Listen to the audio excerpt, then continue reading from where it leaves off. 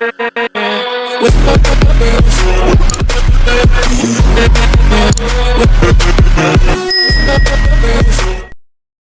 tidak salah melihat saat mulai masuk rumah barunya. Ada sekelebat bayangan putih dari arah dapur. Bulu kuduk seketika berdiri. Perasaannya mengatakan ada sesuatu yang tidak beres di rumah ini. Tanpa berpikir panjang, ia langsung balik kanan lalu keluar rumah. Memasukkan kembali koper ke mobil. Sebelum kaki menginjak gas, dia menelepon seseorang. "Saya tidak jadi mengambil rumah ini dan akan ke kantor," katanya sambil menutup telepon tanpa mendengarkan suara orang di seberang sana. Rumah satu lantai dengan cat putih sudah pudar memang memiliki cerita menyeramkan di kompleks Mekar Indah. Banyak warga melihat sosok perempuan muda di sana, berdiri dekat jendela atau depan rumah. Wajahnya tertutup rambut panjang dengan baju putih lusuh. Sosok itu diyakini warga sebagai Marni, pemilik rumah yang meninggal 5 tahun lalu. Dia meninggal karena oleh suaminya yang tertangkap basah bermesraan dengan lelaki lain. Sejak kematian Marni, ketika ada yang masuk rumah itu pasti melihatnya. Lalu mereka tidak jadi membeli atau menyewa. Tapi sekitar 8 bulan lalu ada sepasang suami istri menyewa rumah itu selama 2 bulan. Mereka awalnya kuat, akan tetapi bulan kedua mereka menyerah dan memutuskan pindah. Semenjak itu rumah jadi kosong. Saat kamu menghubungi, aku sangat senang karena mau menyewa rumah itu. Lelaki paruh baya tersenyum, dan dia pasrah harus mengembalikan uang sewa Dila. "Tapi Pak, kenapa Marni menjadi seperti itu?" Kata orang pintar, jiwanya tertahan di rumah itu. Aku juga tidak mengerti. Jam menunjukkan sudah 4:30 sore. Dila pamit, masuk mobil kembali ke rumah.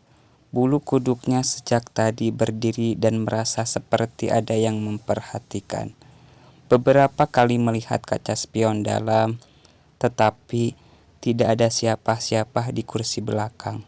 "Ah, hanya perasaanku saja mungkin," ucapnya sambil membelokkan mobil memasuki perumahan.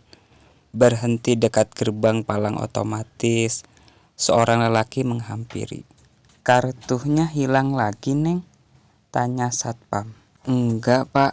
Oh ya, ini ada nasi padang. Apa Ardi sudah datang?" "Belum. Nanti paling malam." "Oh ya, terima kasih, Neng." Pak satpam tersenyum ramah. Perutnya sudah keroncongan sejak tadi. Dila menempelkan kartu lalu gerbang terangkat. Pak satpam masih berdiri di samping palang otomatis. Tidak sengaja, matanya melihat ke dalam mobil dan mendapati seorang duduk di kursi belakang. "Aku harus mencari lagi sebelum kakakku datang. Tidak mungkin sama mereka. Aku tidur di mana?" Telinganya mendengar suara benda jatuh dari dapur. "Sebentar ya, aku ke dapur dulu."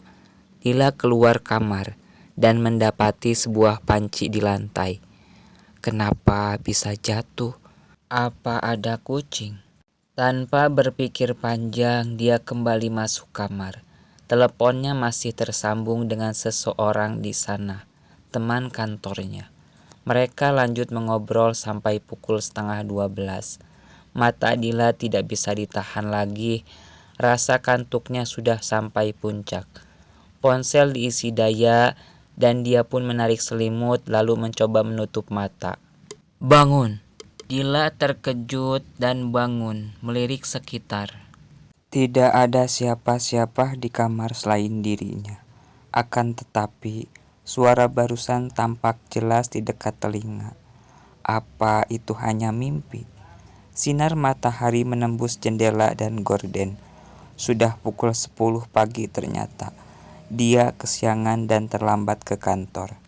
Sial, Dila bergegas ke kamar mandi. 10 menit kemudian sudah selesai dan mencari pakaian. Aku OTW kantor, simpan saja berkasnya di meja, nanti ku kerjakan. Panggilan diakhiri. Dila keluar kamar, terkejutnya dia mendapati barang-barang berserakan di dapur. Piring dan gelas pecah. Apa ada gempa semalam? Tanpa berpikir lama, dia langsung membereskannya. Mengambil kunci mobil lalu keluar rumah. Tumben baru keluar, Neng? Tanya satpam sambil tersenyum. Kesiangan, Pak. Oh iya, Ardi kemana? Ke warung beli sarapan. Palang terangkat. Dila menginjak pedal gas perlahan melewati pos satpam. Untuk kedua kalinya, lelaki itu melihat seseorang duduk di kursi belakang, tertunduk dengan rambut panjang. Dia tidak berpikir panjang, langsung kembali duduk melanjutkan menonton televisi sambil menikmati kopi. Dila memarkirkan mobilnya, langsung berlari masuk kantor, menaiki lift menuju lantai 3. Di meja sudah ada setumpuk kerjaan menunggu diselesaikan. Kenapa bisa telat? Suara lelaki menghentikan Dila mengetik. Dia menengok lalu tersenyum ke bosnya. Maaf bos, tapi saya akan kerjakan semuanya hari ini. Bagus. Bos kembali ke ruangannya. Dila hanya menghela napas panjang. Itu berarti dia harus lembur hari ini. Setiap detik pundaknya terasa semakin pegal. Sudah dirasakan sejak kemarin selepas pulang dari rumah yang tidak jadi disewanya. Kamu kenapa? Tanya si Pak yang baru datang dari tugas lapangan. Melihat temannya dari kejauhan sedang memukul-mukul pundak. Pegel banget rasanya, gak tahu kenapa, apa mungkin kecapean? Si Pak duduk di kursi kosong samping Dila lalu menyalakan komputer. Hidungnya mencium bau tidak enak. Kamu tidak mandi? Tanyanya kemudian. Mandi kok, tapi kok bau? Masa sih? Dila mencium badannya, akan tetapi tidak mencium bau. Enggak, badan aku wangi. Udah hilang, ucap si Pak. Baunya dari luar mungkin, bangkai tikus. Mereka kembali fokus dengan pekerjaan masing-masing sampai waktu pulang tiba. Akan tetapi, Dila masih duduk depan komputer karena kerjaannya masih tersisa. Pukul 5 sore, si Pak pamit tidak bisa menemani Dila. Duluan saja, ucap Dila. Dia tidak mau membawa kerjaan ke rumah. Hati-hati ya. Iya, timpal Dila. Detak jam beriringan dengan suara keyboard ditekan. Dila mengetik sambil membolak-balikan lembaran kertas. Beberapa kali menguap karena capek, meski sudah menyeruput kopi. Dila menghentikan ketikan. Dia mendengar suara keyboard ditekan dengan keras. Memutarkan kursi mencari asal suara. Dan matanya menangkap di pojok ruangan ada seseorang sedang menunduk seperti sedang tertidur. Dia kenal orang yang duduk di sana, tapi bukannya tadi sudah pada pulang. Dila berjalan perlahan mendekat. Din, kamu belum pulang? Tidak ada jawaban. Dila semakin dekat dan akan membangunkan Andin. Suara pintu terbuka. Dila berbalik melihat. Kamu belum balik, Dil? Andin? Tidak ada siapa-siapa di meja. Perempuan yang menunduk sudah menghilang. Andin berjalan ke mejanya. Kamu kenapa kok mukanya begitu? Kayak lihat hantu saja. Tanyanya kemudian.